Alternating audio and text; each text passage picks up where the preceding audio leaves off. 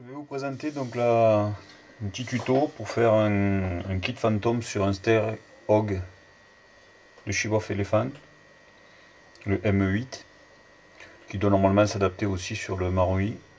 Donc pour faire ce kit fantôme, il va nous falloir un morceau de tube alu, moi que j'ai récupéré, c'est un morceau de pied de parasol, de 40 à peu près de diamètre, ou un tube PVC d'écoulement des eaux, un morceau de contreplaqué de 10 mm, 8-10 mm, 10 c'est mieux. Des chutes de plexiglas de 10 mm aussi, tout ça récupéré bien sûr. Un morceau de tube alu, alors ça peu importe, moi j'ai pris chez Monsieur Bricolage un petit morceau de tube alu de 10 mm d'extérieur. Donc un jeu de 6 cloches. Une bonne perceuse, enfin une perceuse sans fil, un mètre et un jeu de forêt de mèche. Donc moi pour mon tube, j'ai cherché un peu dans toutes les 6 cloches. Je regarde qu'il y en a une qui, par bonheur, fait juste le diamètre externe de mon tube. Donc je vais utiliser cette 6 cloches pour faire mes emporte-pièces. Donc à la 6 cloches, on va limiter les morceaux. Donc ça c'est rien de compliqué.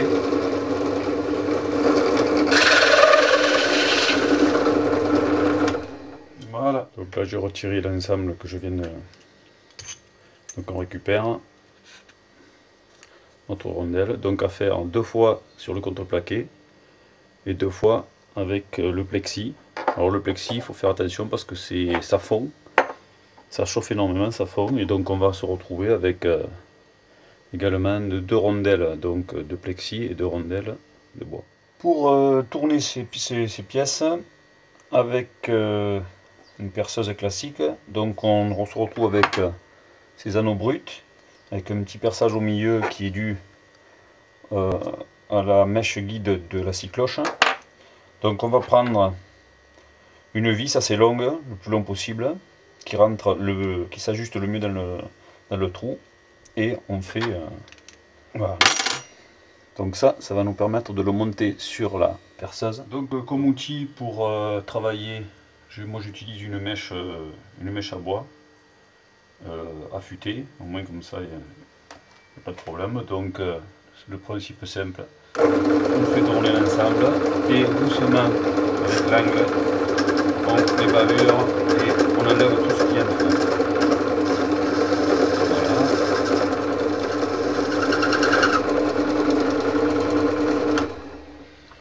Donc là je vous ai montré le principe, bien sûr après il faut prendre du temps et tomber le maximum de matière pour arriver soit au bon diamètre, soit faire un petit épaulement. Donc bien sûr il faut tenir l'outil, pas tout à fait en haut, juste un petit peu en dessous, de façon à ce que la gorge se fasse.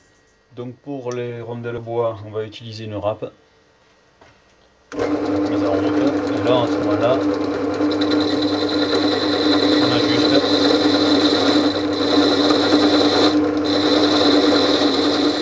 Donc maintenant, je vais couper le tube. Donc, bien sûr, à l'origine, il était beaucoup plus long. Mais comme j'en ai fait déjà 2, il n'en reste plus beaucoup. Donc moi, j'ai fait à peu près je crois que ça fait 38 cm. Donc après, un étau, une scie et un coupe. Et bon voilà, donc vous retrouverez avec un morceau de tube là, qui sera brut. Après vous le peindrez par la suite. Une fois que vous avez vos 2 rondelles de tournée, un plexi, il faudra arriver à en faire une comme ça. Donc vous prenez une de vos rondelles, vous la percez à 25 au milieu, avec ou un trépan ou avec une mèche, de façon à ce que le coulisse à travers le canon. Et après, donc ça sera à vous de vous débrouiller, mais il faudra également aussi faire ce petit perçage ici, à la lime, d'abord au perçage avec une perceuse et à la lime, de façon à ce qu'il rentre bien au niveau du régulateur des gaz. Donc voilà, une fois que tout est ajusté, on doit se retrouver avec un anneau qui arrive bien buté contre l'arrêteur de poignée. Et au niveau des rondelles bois, donc vos rondelles bois qui ont été ajustées pour entrer à l'intérieur du tube. Donc il y en a une qu'on va percer au diamètre du petit morceau de tube qu'on a mis de côté. Donc moi c'était du 10, donc j'ai percé à 10, donc pour que ça passe à travers.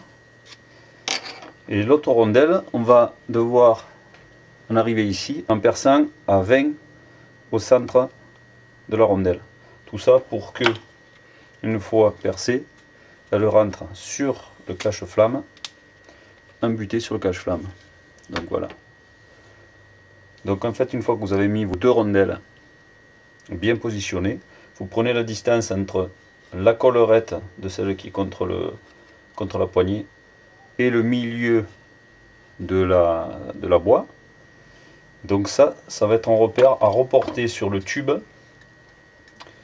pour en fait percer 3 trous à 120 degrés de façon à fixer donc cette rondelle ici, de façon à fixer cette rondelle là à l'intérieur du tube. Lorsque vous avez ajusté votre rondelle, vous la positionnez sur le tube. Donc là, logiquement, vous n'aurez aucune fente. Donc là, ce qu'il faut faire, c'est reporter avec un crayon sur le tube les deux traits d'ouverture ici et sur 2 cm en gros faire une ouverture, donc en fait ce qui donne un final ceci, de façon à dégager, faire le dégagement pour mettre le régulateur des gaz de la réplique. Il va falloir faire un modif du régulateur des gaz sur la réplique, bon, qui est factice sur les répliques Airsoft. Donc ça, en gros, c'est la position de départ avec un petit épaulement qui n'y est plus puisque moi je l'ai déjà modifié. Donc c'est collé juste, donc il faut avec une pince l'enlever. Il y a un épaulement, donc il faut tomber l'épaulement qu'il y a sur le côté normalement. Donc une fois que l'épaulement a été retiré, on peut la remettre en place complètement, enfin c'est jusqu'au bout. Donc une fois que l'ensemble a été monté, on met le morceau de tube au fond du cache-flamme, comme ça, voilà. Et là à ce moment-là on peut couper, donc en alignant, on coupe le morceau de tube à ras du tube. Pour l'autre côté, donc votre pièce étant terminée, bras arrondi, épaulement fait, il faudra percer également sans déboucher. Moi j'ai fait en sorte de pas trop déboucher, maintenant vous pouvez déboucher.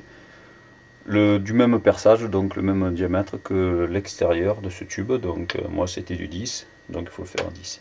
Donc voilà ce que ça donne en fait terminé peint. Donc voilà, moi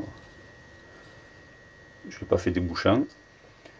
Maintenant au niveau du bois, vous avez ajusté votre rondelle bois.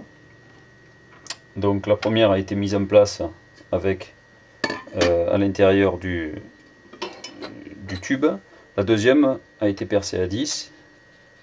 Et donc on la met sur ce tube. Le silencieux en éclaté.